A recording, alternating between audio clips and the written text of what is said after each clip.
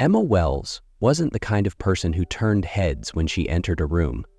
She didn't make an impression with her voice, nor did her presence leave a mark. In a place designed for silence, a city's old stone library, Emma seemed to dissolve into the air, as if she were part of the marble walls, the solemn bookshelves, and the quiet amber light filtering through stained glass windows. For the past 3 years, her routine had remained unchanged. Arrive before 8, slip into a pale gray uniform, tie her hair into a neat bun, and return misplaced books to their rightful homes. Every day, she served people in a hurry. Sometimes a history professor lost in dusty tomes, other times a tired mother with a crying child.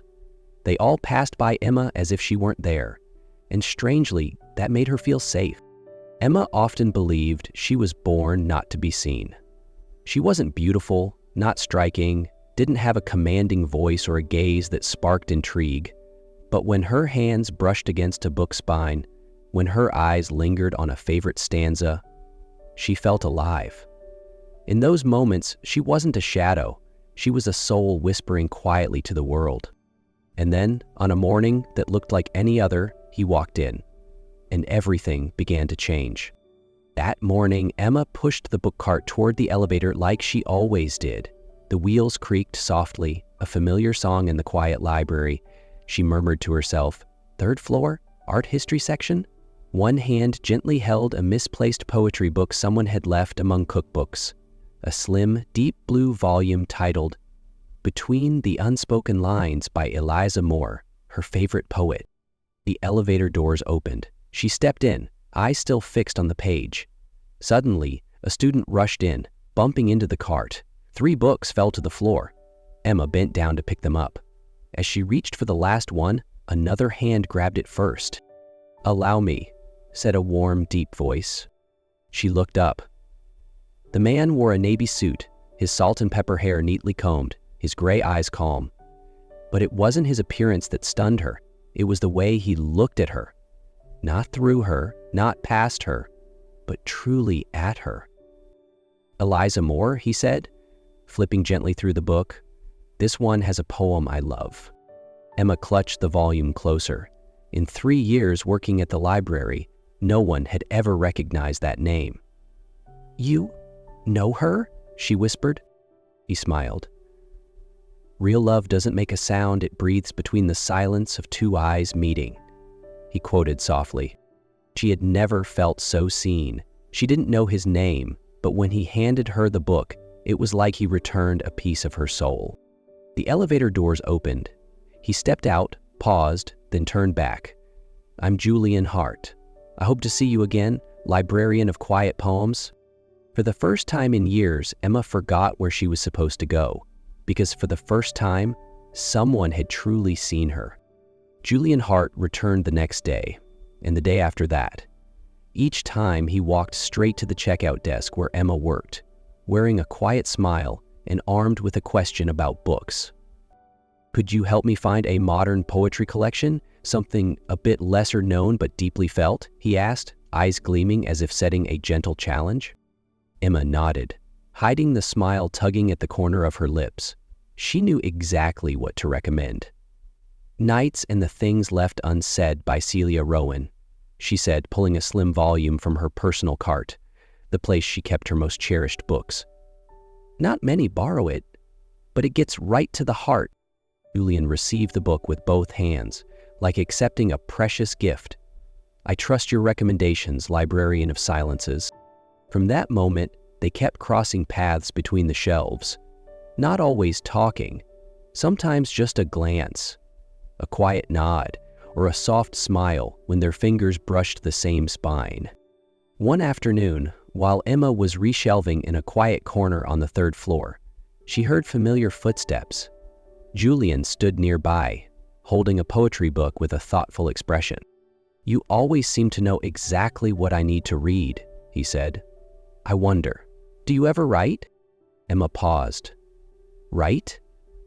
The journals, the poems she had penned since she was 15, lay buried in a drawer, unread by anyone but her. "I used to," she whispered, "but I've never shown them to anyone." Julian smiled, warm, steady. I believe the best writers are often the ones no one has read yet. They write from truth. That line struck deeper than anything Emma had ever heard. In that fleeting moment, she realized, with Julian, she didn't have to hide behind book covers anymore. "Do you know Cafe Reverie down the street?" Julian asked one Friday afternoon, as the last light of the day spilled through the library's stained windows. Emma looked up from the checkout ledger and nodded slightly. "The one with exposed brick walls and bookshelves that reach the ceiling?" "That's the one. I go there sometimes to read on weekends." He hesitated, then added, "I thought it might be nicer with someone else reading beside me." Emma's heart skipped a beat. She wasn't the kind of person people invited places, but with Julian, she didn't feel fear, just a strange, quiet calm. "I finish work at 6, she whispered. He smiled. "I'll wait." The cafe was warm and hushed, like a gentle breath. They chose a table by the window, where amber light glowed softly over the worn wooden surface. Against the walls, first editions, antique poetry, and sun-faded books stood like silent witnesses. "Thank you for coming," Julian said, as Emma set her tea down. "I know noisy places aren't your world." "They're not with everyone," she murmured. Silence settled between them, not awkward, but comfortable, like the blank page between two chapters. No need to rush. No need to fill it. Julian placed his hand on the table, not touching hers, just near enough for her to feel its warmth. "I used to think I lived in the light," he said. "I had everything, career, reputation, meetings, obligations, but sometimes I felt invisible, in the middle of the crowd." Emma looked at him. For the first time, she saw the man behind the tailored suit, someone just as lonely as she was. "So do I," she said softly. "Except I got used to not being seen." He tilted his head, eyes tender. "I see you. From the very first day." Emma's breath caught. Those words were simple, yet to her they were a declaration.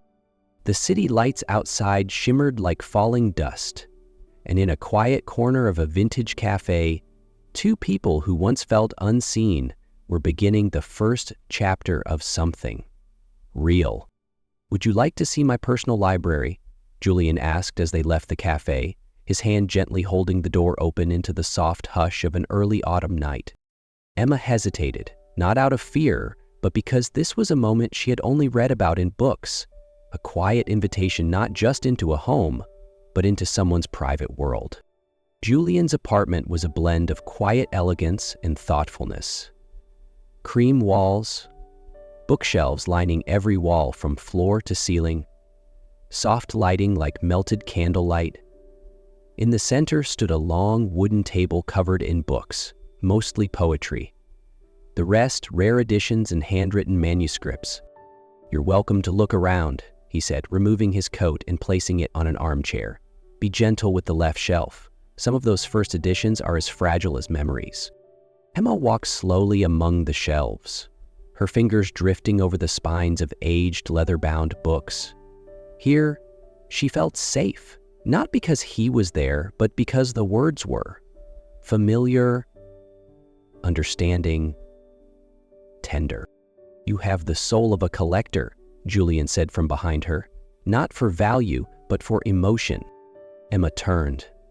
Their eyes met, a gaze that wasn't rushed or demanding. It simply waited. They sat on the sofa, bathed in amber light. Julian poured 2 glasses of red wine, handing her one. "I reread the poetry collection you recommended," he said, "and I think something in it felt like yours." "Fine?" she asked softly. "The way you choose words, the rhythm, the pauses. It felt like you... quiet, but enough to make someone stop." Emma didn't know what to say. And in that moment, Julian reached out, not grabbing, just placing his hand near hers. She set her hand upon it, trembling slightly. When he leaned in, everything slowed. Not out of urgency, but reverence. Their first kiss was featherlight, as if they were learning to read each other not in words, but through skin. They weren't in a hurry. Every touch was a full stop, a verse, a new chapter. When Julian removed the pin from her hair and let it fall around her shoulders, Emma melted. Not because he touched her, but because he understood her. That night, they didn't just come close in distance, but in meaning. No one said the word love, but every glance, every fingertip carried a deeper whisper. I see you. And I'm staying. 3 days after that night, Emma was no longer quite herself. She still arrived on time, still straightened crooked books, still offered polite smiles to readers. But inside, she was a tangle of unnamed feelings. Clara, her co-worker and only real friend, gently pulled her into the break room. Emma, did you know Julian Hart was once married to a librarian? The question hit like a blow. Emma froze, staring as Clara held up an old article on her phone. Businessman Julian Hart and his book-loving wife at the opening of the children's library. The woman in the photo was beautiful, elegant, confident. Emma swallowed hard. She felt small, clumsy, replaceable. Maybe you're just another chapter in his familiar book, Clara said softly, not with malice, only concern. That evening, Julian texted, then called. Emma didn't answer. She didn't know how to ask. Am I real or just a repeat? On the fourth day, as she stepped out of the library after her shift, Julian was waiting, standing in the fading light of dusk. You're avoiding me, he said, not angry, just sad. Emma stood still. The wind tugged gently at her hair. Finally, she whispered, I heard. She was a librarian too. Julian nodded, stepping closer. She was. She loved books like decorations. You love them like living things. He paused, eyes holding hers. Emma, you're not like anyone else. You're not a repeat. You're the reason I started writing again. And in the silence that followed, the only thing Emma could hear was the rhythm of her own heart, beating like a freshly written stanza, raw, fragile, and impossible to ignore. That afternoon, the library felt quieter than usual. Sunlight tilted through the tall windows, laying golden stripes across the floor, like whispers of time. Emma had planned to visit her favorite reading corner to reorganize a few books, but as she approached, she stopped. A narrow path had been marked by folded ivory notes, each one handwritten like a personal letter. She opened them one by one. Each was a memory. The first time you handed me that forgotten poetry book. The moment my hand brushed your hair. The silence at the cafe that didn't need to be filled. The trail of paper led her to the hidden alcove on the 3rd floor, the place where she used to read poems alone before he walked into her life. Julian was there, not as the powerful businessman she once saw from afar, but as a man carrying a heart written in real ink. He held out a leather-bound journal, voice low and trembling. I wrote it all down, the fragments of us. I don't want them to fade, like stories left untold. Emma turned the pages slowly. Inside were instant photos, his clumsy poems, tiny notes she once stuck on book spines, memories, breaths, love unspoken but ever present. The final page held a short poem. Among thousands of written lines, I found you, the first one that made me stop. No need for endings. Only the will to keep writing. With you. Below was a single line, write the rest with me. Julian knelt. No ring, no roses. Just eyes full of truth. Emma Wells, you are the most beautiful chapter in my life. Will you write the next one with me?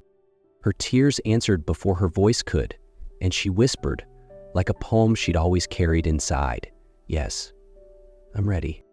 A month later, in the library where it all began, they would stand before their favorite books and begin a new chapter, with vows, not verses. Emma's wedding day arrived like the next chapter in a well-loved book. That morning, spring sunlight poured through the window of the small apartment she now shared with Julian. The scent of his coffee drifted through the kitchen. Ordinary, tender, but today it carried something sacred. Clara helped Emma fix her hair, tying it loosely with a soft blue ribbon, the same shade as the first book Julian ever handed her. Her wedding dress was simple, ivory fabric that felt like worn pages, its lace edges embroidered with tiny verses only Emma could read. The ceremony took place at the library, where they had met, where love first whispered itself into being. There were no elaborate floral arrangements. Instead, rows of chairs were organized by the titles of the books they both cherished. A narrow aisle stretched between towers of novels, their covers facing outward like quiet witnesses. The scent of old pages lingered in the air, as if every book was holding its breath. Julian stood waiting at the end of that aisle, his eyes never leaving hers as she walked toward him. He didn't need to speak. His gaze said it all. The officiant's voice carried softly, "Today, among books and memories, we're not just witnessing a wedding, but the beginning of a story, real and still being written." When it was time to speak her vows, Emma didn't tremble. Her voice was steady, like pages coming alive. "I used to be invisible, but you saw me, not in light, but in stillness. You are the poem I was once afraid to write, and now I want to read it every day." Julian took her hand, and they kissed between the old shelves.